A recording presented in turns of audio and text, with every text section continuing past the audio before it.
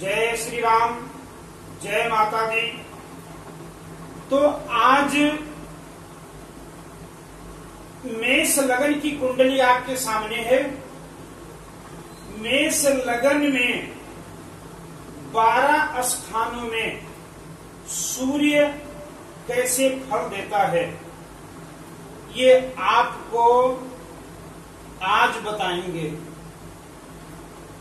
आज मेष लगन में सूर्य का फल बता रहे हैं, तो कल तो जो वीडियो बनेगा वो वृष लगन वालों में 12 स्थानों पे जो सूर्य का फल, सूर्य कैसे फल देता है वो आपको बताएंगे।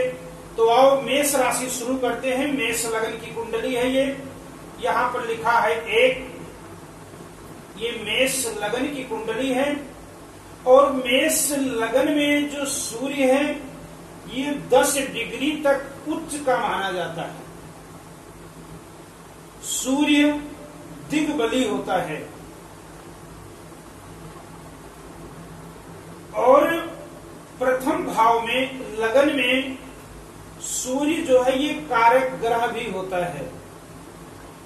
अब सूर्य पंचम स्थान का मालिक, इसके मतलब कि मेष लगन में जो सूर्य है वो सबसे ज्यादा योग कारक ग्रह सूर्य और मंगल होते हैं। और बुध जो है यहां पर ये मेष लगन में योग कारक नहीं माना जाता। तो बुध का जब आएगा फलादेश का समय तो आपको बुध के बारे में बताएंगे। लेकिन और मेष राशि के ऊपर आज, मेष लगन के ऊपर आज चर्चा करते हैं। तो प्रथम स्थान आप अपनी कुंडली खोल लीजिए और देखिए कि अगर आपकी कुंडली मेष लगन की है तो आपके कुंडली में सूर्य कहां बैठा हुआ है। तो आप अपने कुंडली का हाल इस वीडियो को देख करके आप स्वयं जान सकते हैं। आपको एक बात बता दें, बहुत जरूरी है, सूर्य के ऊपर अगर किसी पाप ग्रह की दृष्टि है, सूर्य अगर किसी पाप ग्रह के साथ बैठा है, सूर्य अगर बाल अवस्था में है, सूर्य अगर मृत अवस्था में है, तो जो फल है सूर्य का इसमें कुछ अंतर आ जाएगा। तो आओ शुरू करते हैं। सूर्य मेष लगन में जिस जातक के कुंडली में होता है सूर्य मेष लगन में, वो जातक बहुत ही बुद्धिमान क्यों होगा? क्योंकि ये पंचम स्थान का मालिक सूर्य लगन में जाकर के बैठ गया है। ऐसा जातक उच्च शिक्षा प्राप्त करने वाला, सूर्य गर्म ग्रह है, इस कारण से जातक का स्वभाव कुछ क्रोधी भी हो सकता है। क्रोध जितना जल्दी आएगा उतना जल्दी ये शांत भी होगा। जातक विद्वान होगा, बहुत ही बुद्धिमान, उदार हृदय। ऐसे जातक के अंदर परोपकार की बड़ी भावना होती है।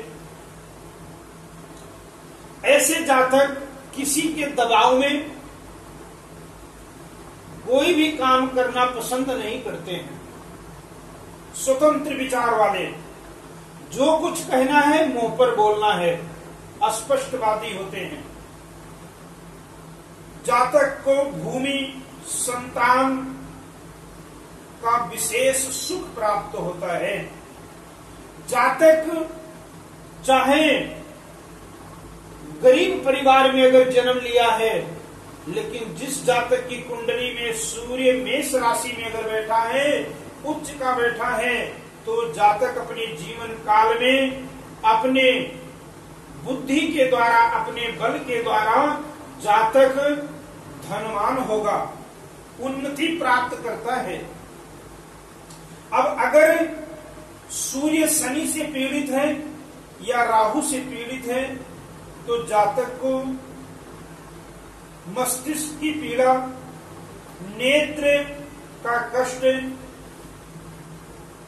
पिता के साथ विचार न मिलना,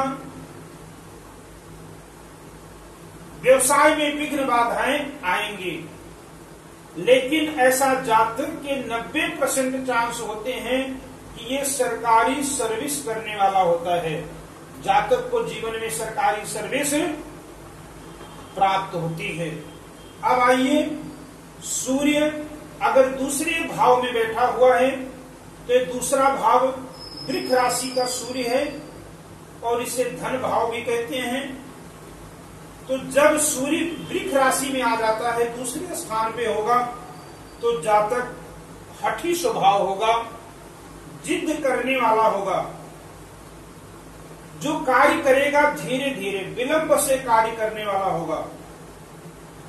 भोग विलास का शौकीन, खाने पीने का शौकीन होगा जातक। ऐसे जातक को उच्च शिक्षा में पहले विघ्न बाधाएं आती हैं।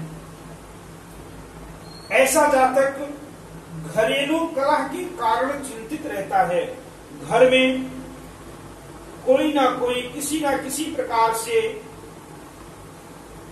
कलह उत्पन्न होती रहती है। आर्थिक अनिश्चितता के कारण धन का अधिक संचय नहीं हो पाता है, क्योंकि जो वृष राशि शुक्र की राशि है और इसमें जो सूर्य है, क्योंकि शुक्र और सूर्य का आपस में वैर है। अब अगर धन भाव में सूर्य बैठा है वृष राशि में, तो जातक मेहनत तो करता है, लेकिन धन का संचय उस प्रकार से नहीं कर पाता है। हाँ, लेकिन अगर जातक वकालत करता है, क्योंकि वकालत जो है, वकालत करने वाला, अगर कोई डॉक्टर की कुंडली में सूर्य अगर वृष राशि में बैठा है, तो यहाँ पर ये जातक लाभ प्राप्त करेगा। दूसरे स्थान में अगर राहु, शनि, कोई अशुभ ग्रह बैठे हुए हैं, तो जातक को नेत्र का कष्ट, दांत का कष्ट इत्यादि देखने को मिलता है। इन रोगों से वो परेशान रहता है। ऐसे जातक को ऐनक बहुत जल्दी लग जाती है। अब आइए, सूर्य पराक्रम स्थान में है, मिथुन राशि में। ये बुध की राशि है और इसमें अगर सूर्य बैठा है तीसरे स्थान में, तो ऐसा जातक पराक्रमी होगा, मेहनत करने से कभी घबराता नहीं है। ऐसा जातक विद्वान होगा, अपने पुरुषार्थ के द्वारा, अपने बुद्धि के द्वारा धन कमाने वाला होगा। ऐसा जातक लेखक, बौद्धिक कार्यों में रुचि रखने वाला, कोठी, गाड़ी, नौकर चाकर का सुख प्राप्त होगा, क्योंकि यहां बैठा हुआ सूर्य 7वीं दृष्टि इसका भाग्य स्थान में पड़ती है। तो ऐसा जातक धार्मिक होगा, परोपकार करने वाला। यहां पर बड़े जो शक्तिशाली हैं, भाई के सुख में कमी, अपने भाई से या तो उसका विचार नहीं मिलेगा या फिर भाई से वो दूर ही रहेगा। ऐसा जातक अपनी मेहनत के बल, अपने बुद्धि के बल से अपने परिवार का भरण पोषण करने वाला होता है। तो तीसरे स्थान में अगर सूर्य आपकी कुंडली में बैठा है, तो आपको घबराने की जरूरत नहीं है। आप जीवन में अच्छी तरक्की प्राप्त करेंगे। अब आइए, चौथा घर, ये माता का घर, कोठी, गाड़ी, नौकर चाकर का घर होता है। तो कर्क राशि में अगर सूर्य आपके बैठा हुआ है, तो ऐसा जातक उच्च विद्या प्राप्त करने वाला, ऐसे जातक के पास भूमि, भवन, मकान, वाहन, ये सब सुख प्राप्त होता है, लेकिन इसमें समय लगता है। जब जातक की उम्र 32 वर्ष की हो जाती है, तो यहाँ चौथे घर में बैठा हुआ सूर्य जातक को अच्छी सफलता देता है, जातक को जीवन में सभी प्रकार की खुशियां प्राप्त होती हैं, लेकिन जातक की जब उम्र 32 वर्ष की हो जाती है तो फिर जातक को यहाँ पर सभी सुख प्राप्त होता है। लेकिन कर्क राशि में बैठा हुआ सूर्य माता के लिए कष्टकारी होता है। माता के सुख में कमी, या तो मां का स्वास्थ्य ठीक नहीं रहेगा या माता से मन मुटाव रहेगा। जो उसके निकट भाई बंधु होंगे वो भी उसके तरक्की से, जातक के तरक्की से जो निकट के भाई बंधु हैं वो कभी प्रसन्न नहीं रहेंगे, उनसे वैमनस्य रहेगा। आर्थिक उलझने एवं अशांति रहेगी। जिस जातक के चौथे घर में सूर्य बैठा होता है उस जातक को हृदय का कष्ट, हृदय रोग की संभावना हो जाती है। तो चौथे घर में बैठा हुआ सूर्य जिसकी कुंडली में है उस जातक को सूर्य को जल देना चाहिए और सूर्य ग्रह की शांति जरूर कराना चाहिए, जिससे जो आपको हृदय कष्ट का भय है उससे आप बच जाएं। तो सब मिलाकर के अच्छा ही फल चौथे घर में सूर्य देगा आपको। अब आइए पंचम स्थान में सूर्य आपके लिए कैसे योग कारक है। पंचम स्थान सिंह राशि। अब सिंह राशि का मालिक कौन सा है? सूर्य ग्रह है। तो सूर्य यहां पर अपने घर में आ गया है। तो जिस व्यक्ति की मेष लगन की कुंडली है उस जातक को घबराने की जरूरत नहीं है, क्योंकि सूर्य ग्रहों का राजा होता है। अब सूर्य अपने घर में आ चुका है, पंचम स्थान में आ गया है। तो जिस जातक के जन्म कुंडली में सूर्य पंचम स्थान में है, सिंह राशि में है, अगर किसी शनि राहु केतु ग्रह से पीड़ित नहीं है तो फिर वो जातक बहुत ही बुद्धिमान होता है, गुणवान, उच्च विद्या प्राप्ति करने वाला, डॉक्टर, वैद्य, गूढ़ विषयों में ऐसे जातक की रुचि होती है और ऐसा जातक समाज में मान प्रतिष्ठित और बहुत बड़ा धनवान होता है। अपने बुद्धि के द्वारा ऐसा जातक धन कमाने वाला होता है। लेकिन इनमें एक कमी पाई जाती है, समय जल्दी ही ये क्रोधी हो जाते हैं, तो जल्द ही इनका क्रोध शांत भी हो जाता है। ऐसे जातक को संतान थोड़ी सी विलंब से होती है, संतान की रुकावट आती है।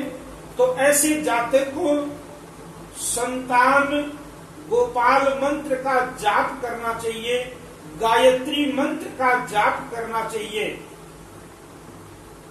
और मेष लगन वालों को आपको हम पहले वीडियो में बता चुके हैं कि जिस जातक की मेष राशि होती है या मेष लगन होता है उसके जो इष्ट देव होते हैं वो भगवान विष्णु होते हैं। तो आप संतान गोपाल मंत्र का जाप करते हैं तो जो संतान में अगर विलंब है, संतान में जो रुकावट आती है वो दूर हो जाती है। जातक को यहाँ पर बैठा हुआ सूर्य अचानक धन देता है, चाहे लॉटरी के द्वारा अकस्मात धन लाभ प्राप्त होता है। और जो जातक का पुत्र होता है वो बहुत गुणवान, बड़ा ही बुद्धिमान होता है। अगर किसी स्त्री के कुंडली में पंचम स्थान में सूर्य बैठा होता है तो उसे गर्भ ठहरने में परेशानी होती है। तो इस कारण से सूर्य का पूजा आप करें, सूर्य नारायण को जल दें तो सूर्य का लाभ आपको श्रेष्ठ प्राप्त होगा।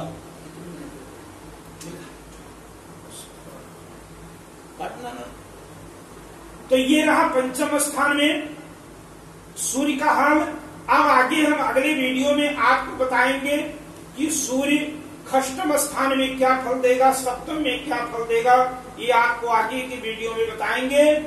तो ऐसे ही हमारी वीडियो देखने के लिए हमारे चैनल को आप सब्सक्राइब कीजिए।